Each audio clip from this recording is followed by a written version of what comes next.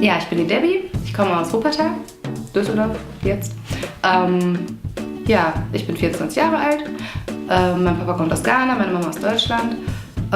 Ja, und meine Hobbys, ich singe, ich tanze, ich gehe ein bisschen feiern ab und zu, ja, und sonst arbeiten und so.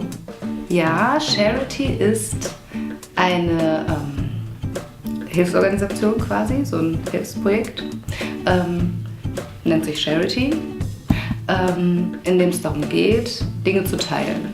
Wie zum Beispiel Hoffnung, Liebe, also wie die Slogans auch sagen, share hope, share love, share happiness, share peace. Also ich denke einfach, dass heutzutage die Menschen zu wenig teilen und es gibt halt viele Menschen, die sind sehr egoistisch und denken halt wenig an andere.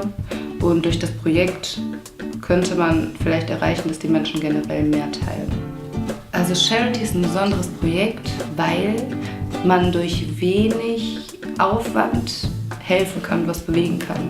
Also Charitist wird man, indem man zum Beispiel die Facebook-Seite liked, Charity, indem man den YouTube-Channel abonniert und dann halt auch an den gegebenen Events halt teilnimmt, indem man halt zum Beispiel jetzt wie bei der ersten Aktion die Kleidung spendet.